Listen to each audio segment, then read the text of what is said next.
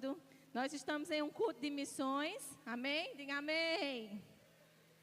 Não vou dizer de novo, nós estamos em um culto de missões, amém? E hoje é noite de salvação, amém? Então você pode sentar no seu lugar. Nós vamos partilhar um pouquinho da palavra de Deus, ver aquilo que o Senhor nos trouxe como direção e comando para essa noite, amém? Eu, quando estava orando sobre o que partilhar nesse culto de missões, eu me lembrei de uma reportagem que eu vi no Instagram esses dias. Tinha lá uma chamada e tinha dizendo assim, que a ciência descobriu, através de um estudo, que foram encontrados fragmentos de barro no DNA humano. E eu pensei, só agora a ciência descobriu isso, porque já está escrito na Bíblia há um montão de tempo, que ele moldou a gente lá no barro, ele soprou nas nossas narinas e nós nos tornamos alma vivente, né? Isso que está escrito no livro de Gênesis. Então a ciência anda comprovando aquilo que a palavra de Deus já falou há bastante tempo. E uma outra reportagem, isso me fez remeter a uma outra reportagem que eu li quando eu estava estudando para dar aula na escola de ministros, sobre saúde do ministros. E eu estava vendo que no nosso DNA nós temos a assinatura do Criador. Não sei se você já ouviu falar sobre isso, né? Então, no nosso DNA existem algumas letras que representam o tetragrama sagrado de Deus, que é a palavra Yahvé em hebraico, né? O Y, o H, o W e o H novamente. E na nossa genética, né, parece que em tudo que Deus fez, Ele colocou essa assinatura.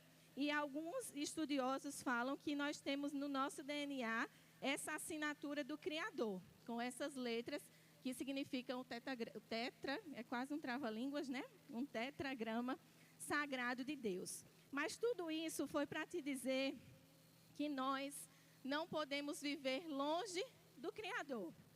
Porque o peixe não pode viver longe do seu habitat. Você concorda comigo? Se eu retirar o peixe do mar, o que é que acontece com ele? Morre. Se eu retirar a planta da terra, o que acontece com ela? Morre também, né? Então, nós quando retiramos a criação do habitat para o qual ela foi criada, ela morre. E nós, como essências de Deus, como criaturas de Deus, se nós nos apartarmos do nosso habitat, daquele que nos criou, nós morremos também. E é isso que nós vemos no livro de Gênesis. Quando Adão pecou, ele foi separado de Deus e ele morreu espiritualmente. Então, quando nós estamos separados de Deus, longe de Deus, existe morte. Porque nós fomos criados, temos a assinatura do nosso Criador, temos o barro no nosso DNA, para nos lembrarmos continuamente que nós pertencemos ao Criador. Que Ele, de modo assombrosamente maravilhoso, como Davi fala, né?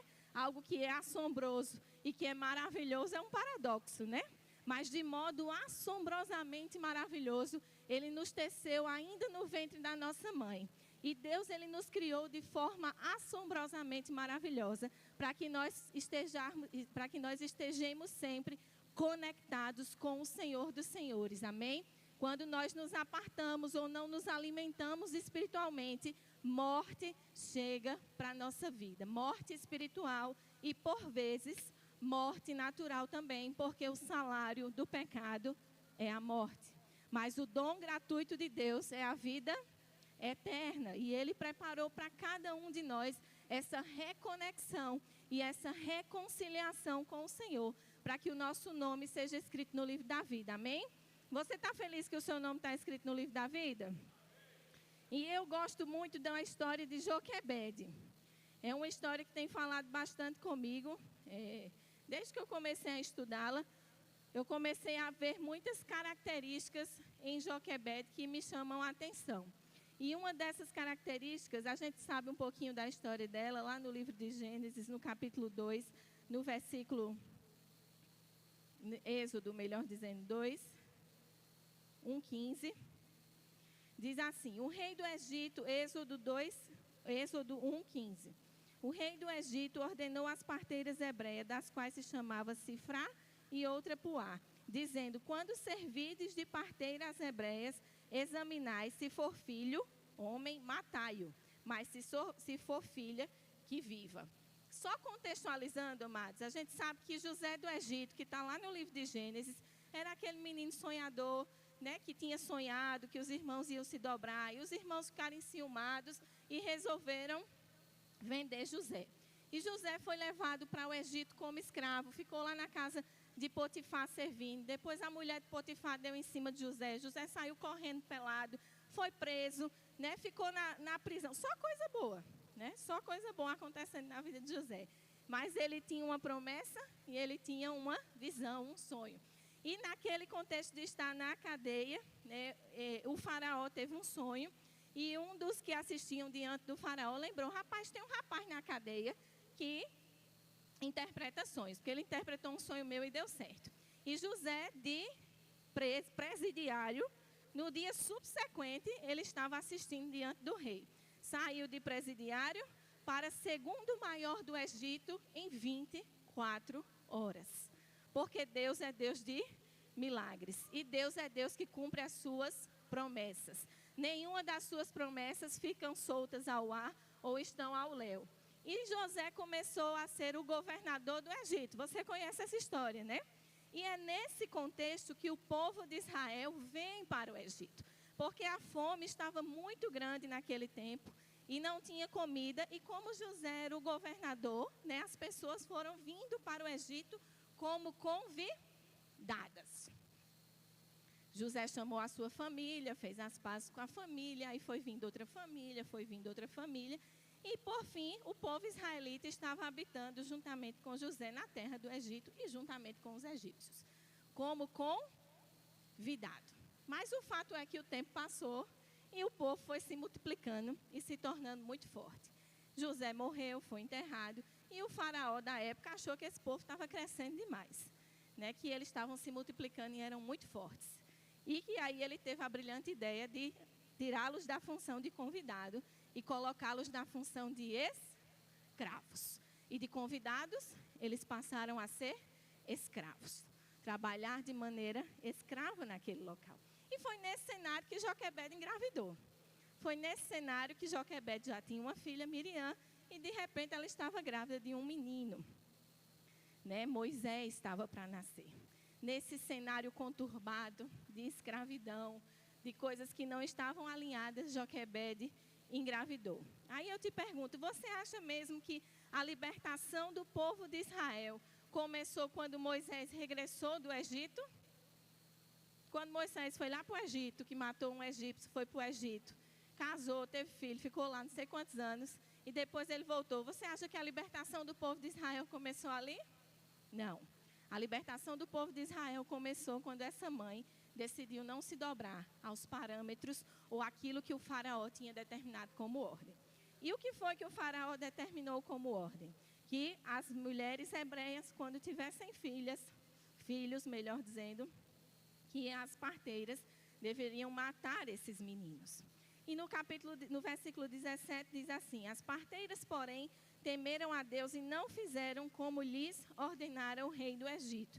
Antes, deixaram viver os meninos. Então, o rei do Egito chamou as parteiras e lhe disse: por que fizeste isso e deixastes viver os meninos? Responderam as parteiras a Faraó: é que as mulheres hebreias não são como as egípcias, elas são vigorosas. E antes mesmo que a gente chegue, os meninos já têm nascido.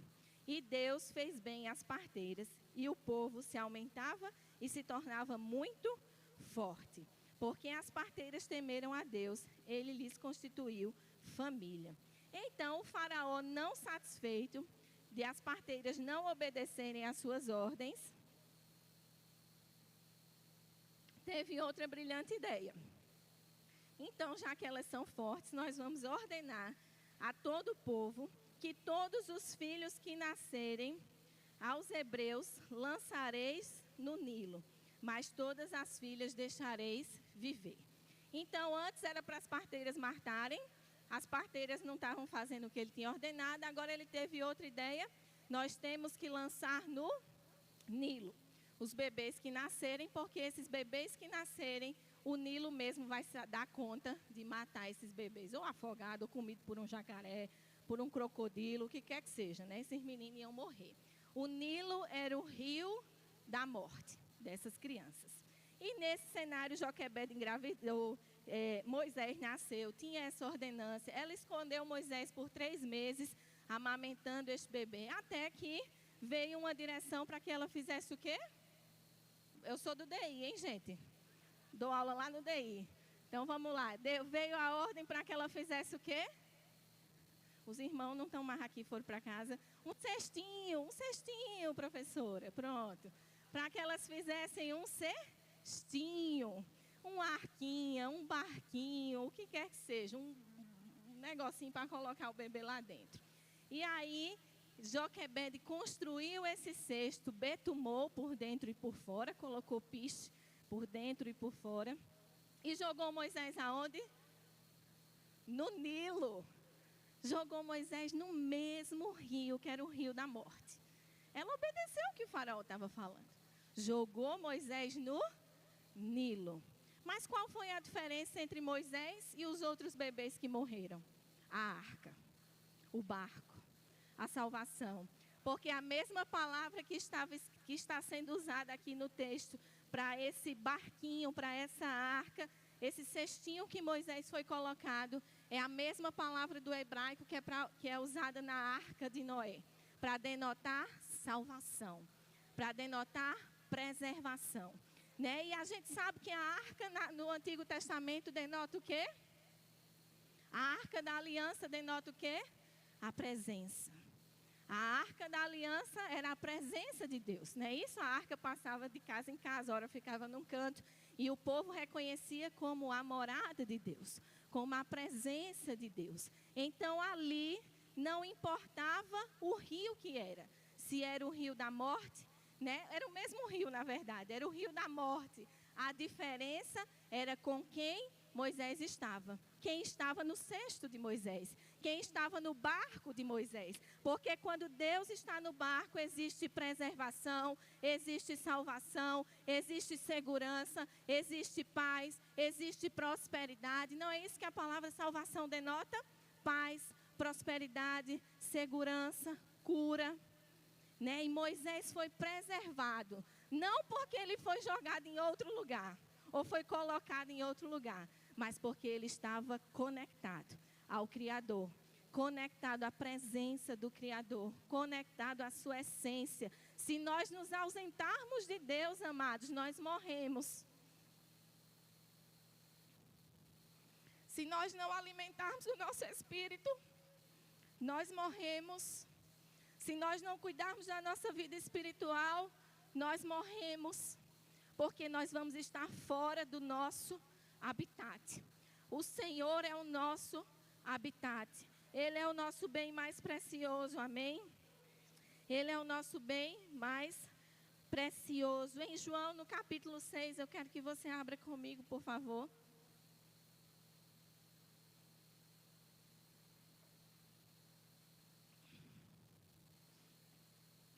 João, no capítulo 6, no versículo 1, nós vamos ler um texto bastante conhecido, que é a multiplicação dos pães e dos peixes. Mas hoje eu quero olhar com você esse texto por uma outra perspectiva. Né? Nós não vamos falar, o texto fala bastante sobre milagre, sobre multiplicação, sobre fé, sobre confiança, sobre necessidades supridas, sobre a generosidade de Jesus em compartilhar, sobre o líder que cuida dos seus, porque Jesus estava aqui preocupado como aquela multidão iria comer. Mas hoje eu quero ver com você esse texto por uma outra perspectiva. Diz assim, no João, no capítulo 6, no versículo 1. Depois dessas coisas, atravessou Jesus o mar da Galileia, que é o de Tiberíades. Seguia-o numerosa multidão, porque tinha visto os sinais que ele fazia na cura dos enfermos. Então subiu Jesus ao monte e assentou-se ali com os seus discípulos. Ora, a Páscoa, festa dos judeus, estava próxima. Então Jesus, erguendo os olhos e vendo que grande multidão vinha ter com ele, disse a Filipe, o discípulo: onde compraremos pães para lhes dar a comer? mas dizia isto para o experimentar, porque ele bem sabia o que estava para fazer. Respondeu-lhe Filipe: não lhe bastariam 200 denários de pão. Um denário era equivalente a um salário de um dia, a uma diária. Então, Filipe estava dizendo aqui, homem é gente demais, podia ter 200 dias de trabalho aqui em dinheiro e a gente não ia ter onde comprar essa quantidade de pão para receber cada um o seu pedaço.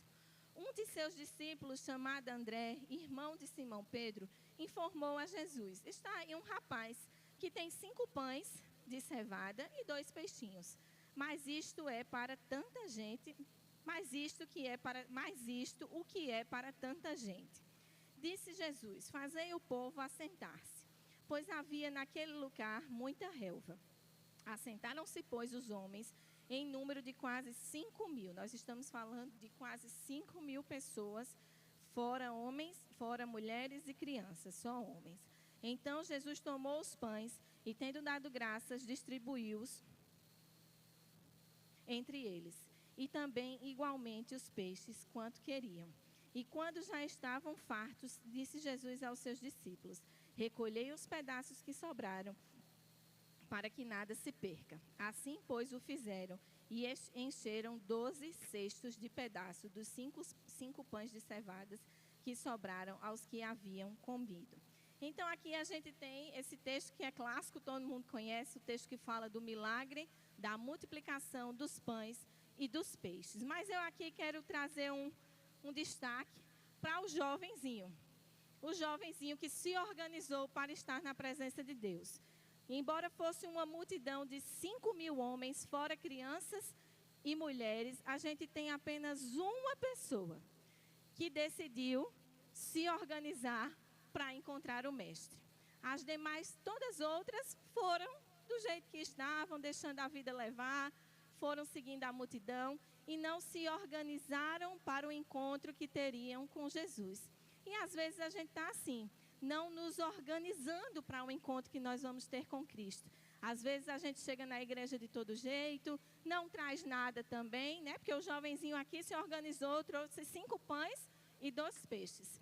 E às vezes nós chegamos à igreja para cultuar, para servir de mãos vazias, de coração vazio, de serviço vazio ao Senhor, né? E o rapazinho aqui, essa criança, esse menino que a gente nem sabe o nome, ele foi diferente. Ele sabia que ele tinha um encontro com Jesus, ele sabia que ele passaria tempo com o mestre, e ele disse: eu não posso ir a esse encontro de qualquer maneira. Eu preciso me organizar para esse encontro. E quantas vezes, amados, nós não estamos nos organizando para servir ao Senhor dos Senhores, para servir a Jesus, né? A gente vem para dar uma oferta na igreja, é uma luta, é quase um parto. Para dar uma oferta na igreja, para servir num departamento da igreja, para fazer algo que é necessário, a gente é um parto.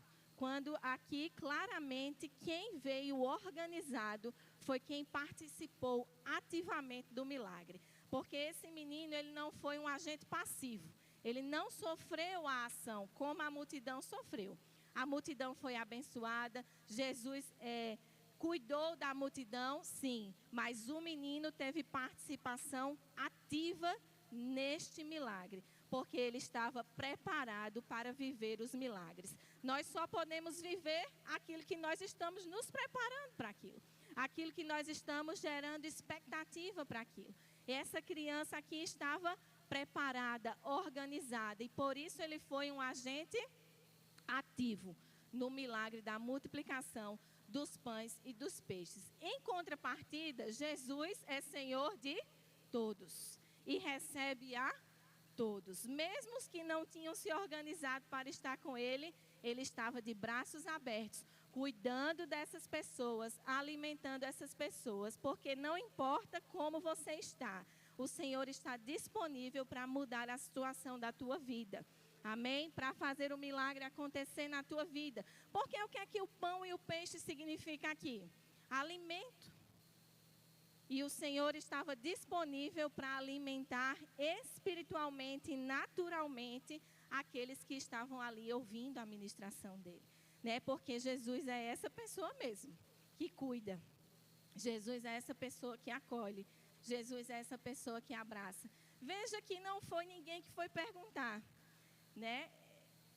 Ninguém foi dizer a ele, então, o que a gente vai fazer com esse povo? Foi Jesus que, erguendo os olhos e vendo que a multidão era grande, que vinha ter com ele, disse a Filipe, onde compraremos pão? A iniciativa foi de quem?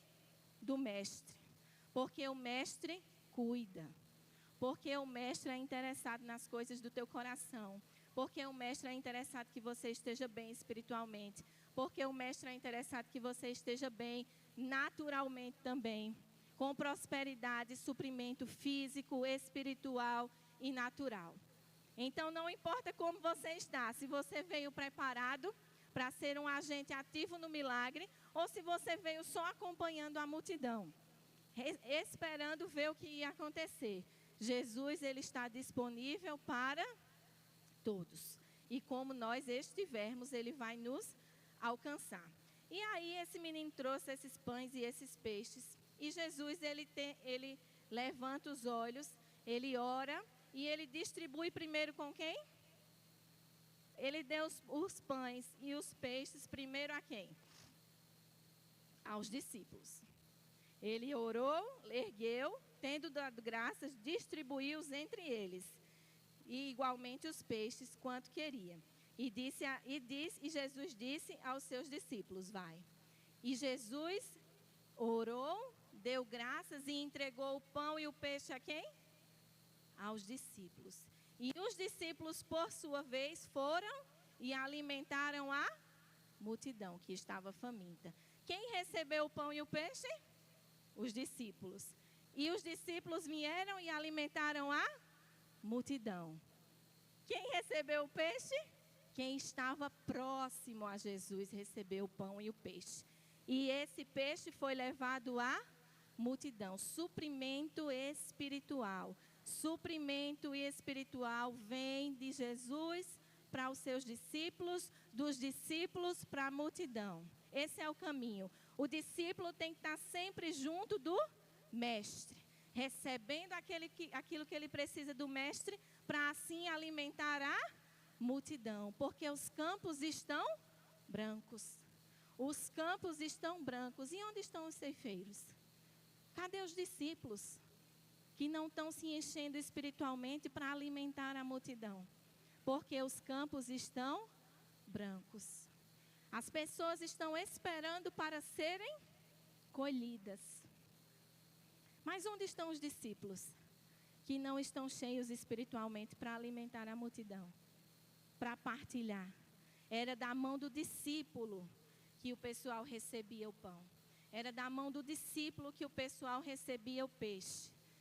Né? E depois foi tanta abundância que sobrou e cada um dos discípulos recolheu um cesto cheio daquilo que tinha sobrado. E a multidão estava alimentada, satisfeita. É da sua mão, amados, que a multidão espera ouvir uma palavra. É da sua boca que o mundo espera ouvir uma palavra. É da sua boca, é do seu abraço, é do seu olhar, é da sua compaixão. Porque Jesus se movia em íntima compaixão. Jesus tinha lá nada a ver que esse povo não tinha saído de casa com a comida? Quem quisesse que tivesse trazido sua comida. Mas Jesus estava interessado na necessidade do povo. E por que nós, discípulos, só estamos interessados nas nossas necessidades? No nosso umbigo. Naquilo que eu posso conquistar. Naquilo que eu posso fazer. Foi da mão do discípulo. Mas o discípulo precisa estar junto do mestre. Porque se ele estiver fora do mestre, ele morre. Porque se ele estiver fora deste habitat, ele morre. E aí, vara seca não tem o que dar. Vara seca é lançada lá no fogo. Agora, vara que está frutificando, ele poda. Para que frutifique ainda mais. Amém? Você tem que falar mais. Olha aí para o seu irmão do lado e diga a ele, abra a sua boca. Você tem que abraçar mais. Você tem que se importar mais com a dor do outro. Tem que visitar mais no hospital. Tem que fazer uma reunião na sua casa e chamar o pessoal para fazer uma oração. tem que se importar quem está no meio da rua. Porque a Bíblia diz que quando nós fazemos essas coisas a uma dessas pessoas, nós estamos fazendo a quem? A ele. E a gente vai dizer, mas eu nunca te vi preso. Tu nunca me pediste um copo de água. Não é? Mas ele diz que quando nós fazemos a uma dessas pessoas, nós estamos fazendo a ele. Uma igreja que não se movimenta é uma igreja doente. Porque água parada dá o quê? Dengue. E a igreja precisa estar em constante movimento. Sabe aquele negócio que tem nas fazendas, né? Moinho, que é de água. Então, pronto, né? Aquilo ali está em constante movimento. E a água ali não fica parada, mas não tem como dar bicho nenhum naquela água. Porque a água está em movimento. Agora, se a água ficar parada, vai acumular um monte de sujeira, um monte de lodo, um monte de coisa ruim, e bicho vai surgir, bactéria vai surgir, dengue vai surgir, não é isso? Então, água em movimento. Você sabia que quase 80% do seu corpo é água? Você sabia que você foi lavado pela Escritura, que a palavra é a água que nos purifica? Então, como água, você precisa estar em movimento. Não espere ter a palavra certa para falar. Apenas fale e a palavra certa vai chegar. Apenas fale e a palavra certa vai chegar. Porque quando Paulo estava dentro no Sinédrio, ele não sabia o que falar e a palavra certa, acho que é Paulo, veio na boca dele para fazer sua autodefesa. Agora não sei se é Paulo ou Pedro, mas é um desses aí com P. E quando eles estavam lá, a palavra certa veio na boca dele. E ele sabia exatamente o que precisava falar, porque o Espírito Santo habita dentro de você e habita dentro de mim também, amém? E ele que nos guia em toda a verdade. Então não fique encabulado, não fique envergonhado. Já pensou se você chegar no céu, depois de uma vida aqui todinha, Jesus vier te arrebatar e chegar lá no céu, Jesus vai dizer, rapaz, quem é você? Nem te conheço. Deu ruim, hein? Nem te conheço. Porque você não me reconheceu. Como agora você quer ser reconhecido por mim?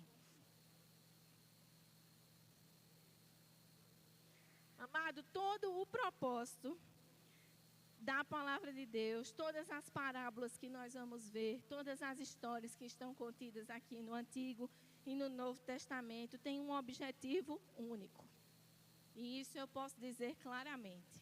E esse objetivo único se chama vidas. Para que vidas sejam alcançadas. Para que vidas sejam transformadas. Não é isso que está escrito no livro de Marcos, no capítulo 16. Ide por todo mundo, André já falou aqui. Pregai o evangelho só a algumas criaturas, aquelas que forem agradáveis, ou aquelas que concordarem com você, aquelas que forem boazinhas e pensarem da mesma forma que você. A toda criatura, independente do gênero, independente da classe social, independente das escolhas, a toda criatura. Ide por todo mundo, pregai o evangelho a toda criatura. Esse é o nosso principal chamado. E às vezes nós estamos querendo agregar outros chamados, quando a gente não deu conta nem do primeiro que a gente recebeu. Este é o nosso primeiro chamado. Vidas, transformação de vida. Qual o legado que você tem deixado? Se você partisse hoje, batesse as botas, como a gente diz lá no Nordeste, tomara que não, né? Mas se sim, qual o legado que você construiu? Qual o legado que você plantou na vida das pessoas? Qual as sementes que você deixou? Você seria lembrado como uma pessoa que plantou muitas sementes de vida? Ou você seria lembrado como uma pessoa que não plantou tantas sementes? Uma pessoa que plantou sementes negativas? Uma pessoa que nem plantou sementes? Que foi indiferente e que só viveu para você mesmo. A Bíblia nos convida a sermos estes discípulos que busca direto do trono da graça e entrega à multidão que está sedenta e que está faminta, pedindo por ajuda. A Bíblia diz que a natureza, geme e suporta dores, aguardando a manifestação dos filhos de Deus. Né? As pessoas estão gemendo, gritando, pedindo, implorando pela manifestação dos filhos de Deus.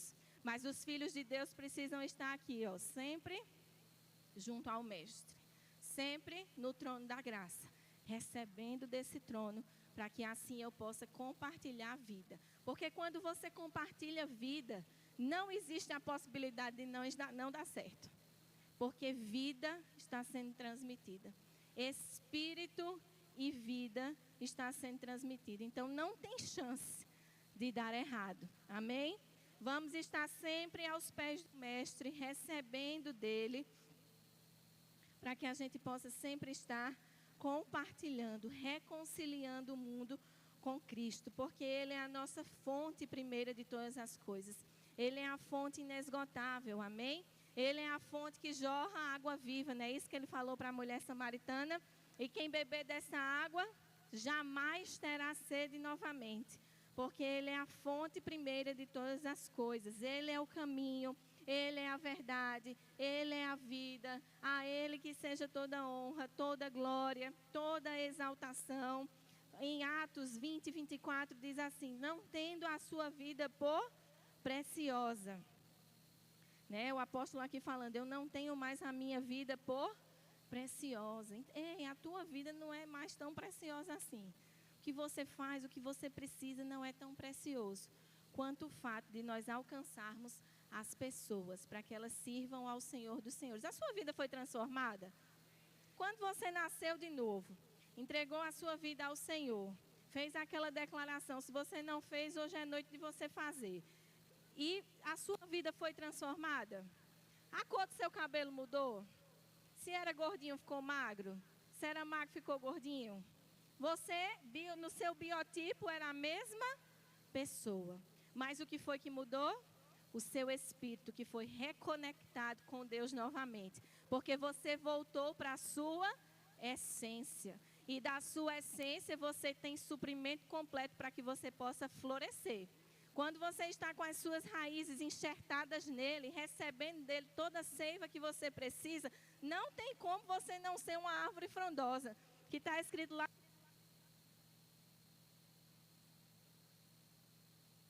Acabou.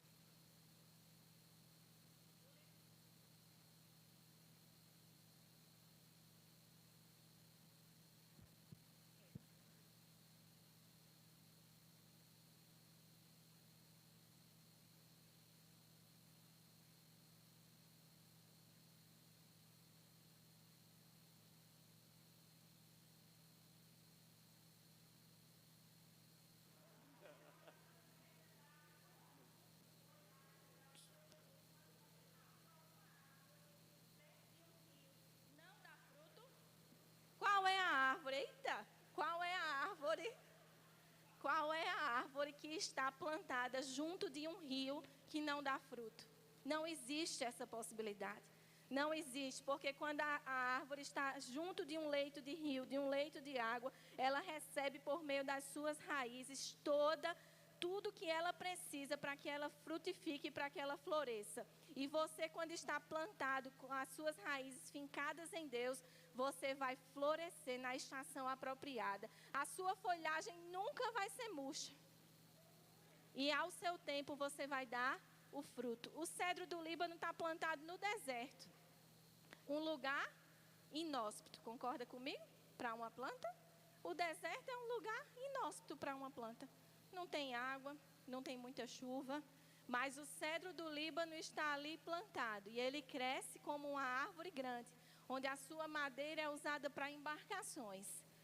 Porque ele busca os lençóis freáticos embaixo da terra. Passa 5 anos buscando esses lençóis freáticos, para que ele tenha tudo aquilo que ele precisa para que ele possa se desenvolver.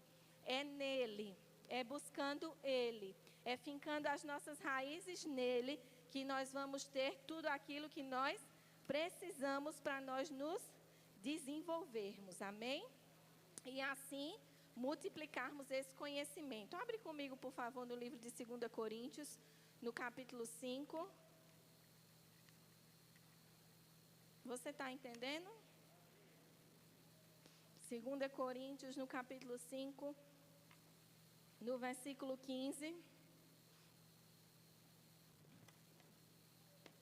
No versículo 14, diz assim: pois o amor de Cristo nos constrange, julgando nós isto. Um morreu por logo todos morreram. E ele morreu por todos, para que os que vivem não vivam mais para si mesmos, mas para aquele que por eles morreu e ressuscitou. Você está vivendo por você mesmo? Porque se está ruim, viu? Você está vivendo por você mesmo? A Bíblia diz que nós temos que viver por aquele que por nós morreu e ressuscitou. Ou seja, os nossos principais objetivos, os nossos principais desejos, as nossas vontades devem estar relacionadas ao desejo e à vontade de Deus. Porque foi Cristo que morreu por nós e ressuscitou. E depois as outras coisas vão chegar. Porque a Bíblia também é muito clara quando ela diz: buscar em primeiro lugar o reino de Deus e a sua justiça, e as demais coisas vos serão acrescentadas. Hoje faz uma reflexão, amado. Você está vivendo por aquele que morreu e ressuscitou? Ou você está vivendo pelos seus próprios desejos, concupiscências, vontades, que são lícitas, mas que a gente deve ter em mente primeiro o que Ele nos chamou para fazer. E em consequência, todas essas coisas, não é você que vai atrás. Todas essas coisas vão te ser acrescentadas, chegarão para a sua porta. Às vezes a gente corre tanto atrás de uma coisa, né? Deseja tanto uma coisa, e era muito mais fácil se a gente estivesse realizando os desejos de Deus, porque aí essa própria coisa bateria à nossa porta. Essas oportunidades chegariam à nossa porta, amém? Mas o que eu queria trazer para você é que você, como discípulo, precisa estar cheio para alimentar outras pessoas, amém? E eu trouxe para vocês aqui, o nosso maior propósito é nós estarmos cheios para alcançar vidas. O seu coração, amado, se o seu coração não queima por almas, nasce de novo, porque tem alguma coisa equivocada. Se o seu coração, se você está indiferente à circunstância das pessoas no mundo, se você passa no meio da rua e não se move em compaixão com as coisas que acontecem, pode nascer de novo, não tem problema nenhum. A gente vai fazer o apelo e você vem. Porque o seu coração deve queimar por vidas. Porque se você não tem um coração que queima por vidas, acho que você está no reino errado. E aí você precisa reavaliar. Eu trouxe aqui uma carta de uma moça que está no sistema prisional. O Wilson gosta de falar aqui, né? E eu vou ler. Vou tentar ler aqui, porque a letra da irmã é quase Chico Xavier, né? Tem que ir para fazer a transcrição. Mas eu tentarei ler aqui. Eu pedi à Natália do sistema prisional, que é lá do feminino, algumas cartas, e ela me mandou várias, e eu selecionei uma que era mais curtinha, para a gente ver como a palavra está correndo velozmente, como a palavra impacta transformação na vida dessas pessoas. Essa moça era homossexual, antes era Bruna, virou Bruna, agora é Bruna novamente. E essa moça agora, depois que fez o curso de introdução bíblica lá na penitenciária feminina, na Zona Norte, ali, se você não foi, vamos, que é maravilhoso. E aí ela agora estabeleceu uma célula dentro do raio, porque ela saía da cela para ter aula fora, conosco. E aí depois que ela se converteu, que a palavra entrou, que a vida transformou, que ela voltou a ser Bruna, ela abriu uma célula dentro do raio que ela está. E ela ministra a palavra para as presidiárias que estão lá. E ao ponto de várias mulheres relacionadas ao PCC se converterem. E veja que um plantou, outro rega, e quem dá o crescimento? Deus. Um planta, outro rega, e Deus dá o crescimento. Teve uma carta aqui que eu recebi da moça do PCC, que tinha 4 folhas. E eu não vou ler ela porque tem 4 folhas. Mas é impressionante a transformação de vida que essas pessoas estão tendo no sistema prisional. Tanto no feminino, Fabíola me mandou vários testemunhos do masculino aqui também, do CDP3, no Romão Gomes, que é o presídio militar, que nós estamos lá. E você está sentado nesta cadeira, e eu não acredito nisso. com tanta coisa que nós temos para fazer. Eu sei que o seu lugar é um lugar de estar assentado, mas é com Cristo, lá nas regiões celestiais. Enquanto você está aqui na terra, você precisa movimentar essas duas perninhas e esse bumbum e levantar dessa cadeira, amém? Então aqui diz aqui, ó.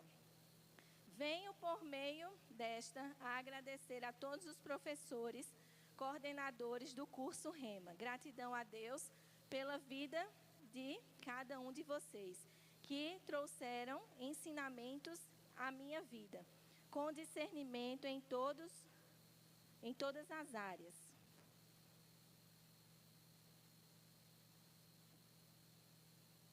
Em todas as áreas, com discernimento em todas as áreas.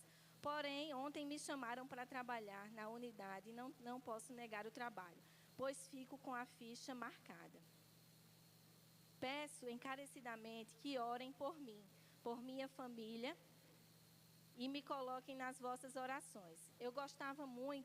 Eu queria muito o certificado do curso, bem como receber os livros que vocês doam, que edificam minha vida. E eu posso edificar e falar do amor de Deus para as outras pessoas aqui dentro. Hoje, através do Rema, e esse eu achei que é o parágrafo mais interessante, descobri o meu propósito de vida, que eu há muito tempo me questionava. Qual era o meu propósito?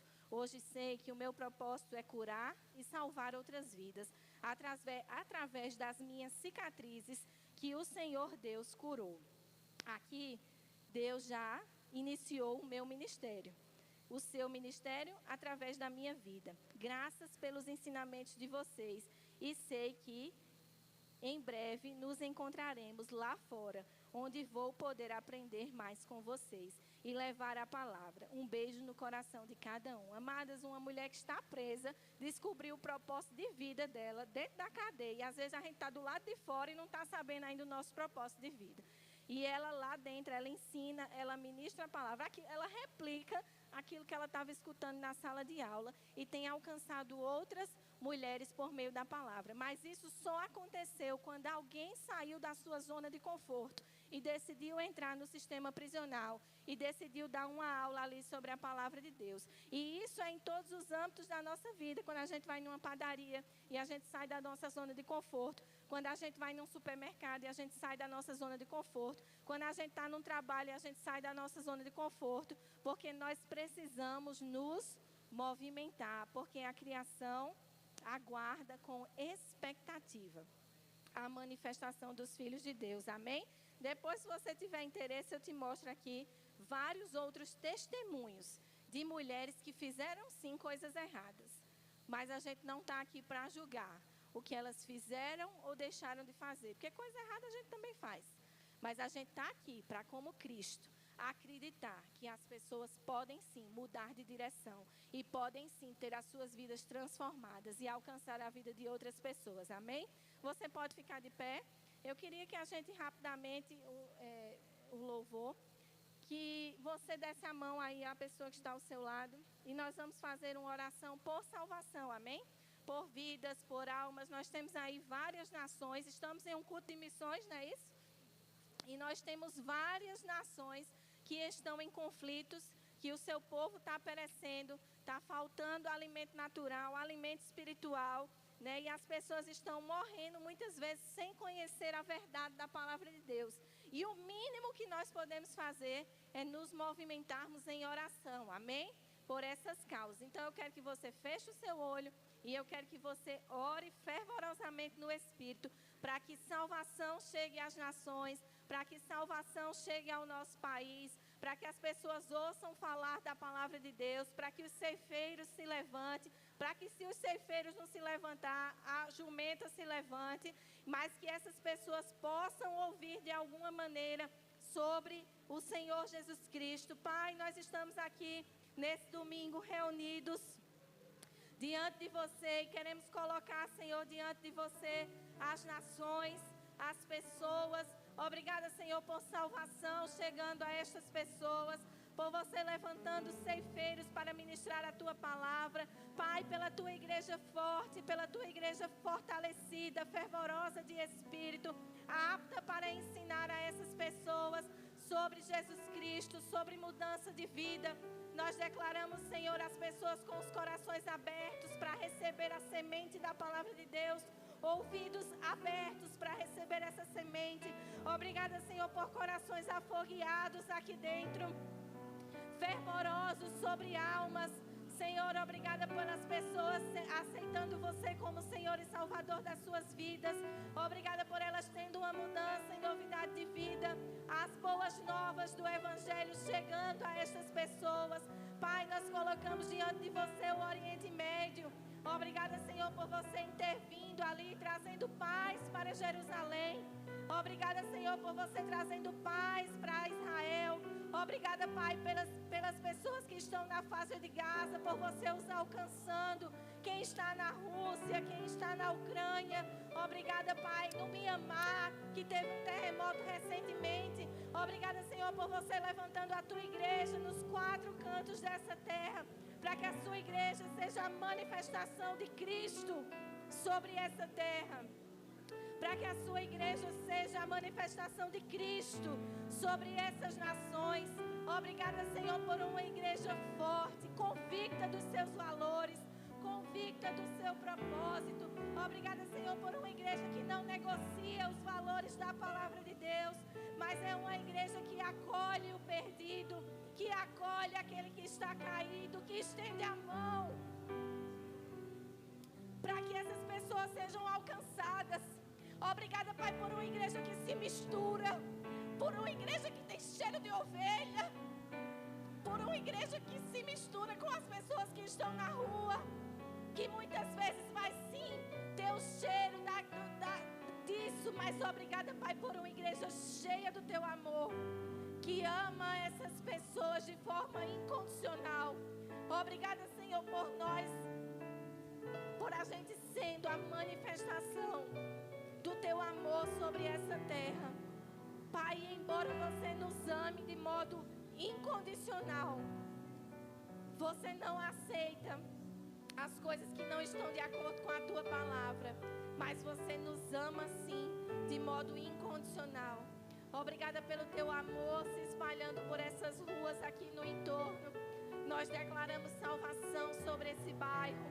Nós declaramos restauração sobre as famílias desse bairro. Nós declaramos crianças fortes dentro desse bairro. Obrigada, Senhor, por adolescentes fortalecidos aqui no nosso entorno. Pai, obrigada porque esta igreja veio para fazer a diferença nesses quilômetros aqui ao redor. Não seremos uma igreja omissa com o Teu chamado. Não seremos uma igreja omissa com a Tua grande comissão. Mas nos dá ferramentas e estratégias para que a gente possa alcançar a vida de outras pessoas, levar o amor de Deus e deixar que esse amor cure todas as feridas, restaure tudo que está quebrado, porque você mesmo é o oleiro, é você que nos molda. Obrigada, Senhor, por restauração. Eu declaro, Senhor, uma igreja com fogo por almas, fogo por almas em seus corações, toda a indiferença caindo por terra em nome de Jesus. Obrigada pela a gente pregando a palavra em tempo e em fora de tempo, às vezes sendo chato mesmo, mas a gente ministrando a palavra em tempo e em fora de tempo, para que vidas sejam alcançadas em nome de Jesus. Senhor, que os nossos corações queimem, que essa palavra perpetue nos nossos ouvidos durante meses, para que a gente entenda que nós temos um propósito e nós temos um chamado e que nós não podemos negligenciar isso, porque isso vai ser requerido de nós. Obrigada, Espírito Santo, pelo Teu auxílio, pelo Teu cuidado, pelas Tuas estratégias, porque você é aquele que está ao nosso lado sempre. É você que nos ensina todas as coisas. É você que nos guia em toda a verdade. Obrigada pelo Teu auxílio em todos os papéis que nós precisamos cumprir. O Teu auxílio da terceira pessoa da Trindade, nos auxiliando em tudo e nos guiando em toda a verdade. Obrigada pelo bálsamo do Teu Espírito em nossos corações agora mesmo. Eu declaro todas as nossas necessidades espirituais supridas para que nós possamos suprir a outros, cheios por dentro, para que possamos transbordar como um cálice que transborda o vinho, que nós venhamos a transbordar sobre a vida das outras pessoas. Eu declaro, Senhor, você cuidando dos nossos negócios, cuidando da nossa casa, cuidando da nossa família, cuidando do nosso trabalho, porque nós estamos com o nosso coração inclinado para cuidar das coisas do Teu reino. E todas as outras coisas chegarão. Todas as outras coisas chegarão a seu tempo, porque nós estamos enxertados na videira. E na videira nós temos tudo o que precisamos. Obrigada por toda preocupação, ansiedade, tristeza, indo embora em nome de Jesus, dando lugar à paz que excede todo entendimento, dando lugar à esperança de uma novidade de vida, em nome de Jesus. Nós temos o nosso coração grato pelo sacrifício que você fez por nós, reconhecemos Ele hoje à noite e dizemos novamente que você é o Senhor das nossas vidas. Tudo que temos é seu, tudo que sabemos fazer é seu também. Todas as nossas finanças, os nossos bens pertencem a você, porque você mesmo que nos deu Ele. Onde nós estaríamos se você não nos tivesse alcançado, se a Tua palavra não tivesse chegado às nossas vidas? Por isso nós temos o nosso coração tão grato e não podemos deixar de compartilhar esse amor com os outros. Obrigada, Jesus, por ter nos alcançado. Obrigada por ter mudado as nossas vidas e ter visto algo em nós quando muitas vezes nós mesmos não enxergávamos. Porque você vê além, você está sentado no centro do universo e de lá você tem um campo de visão muito maior sobre nós. E às vezes a gente achava que nem podia, que nem dava para fazer, que nem chegaria lá, mas você está sempre nos motivando,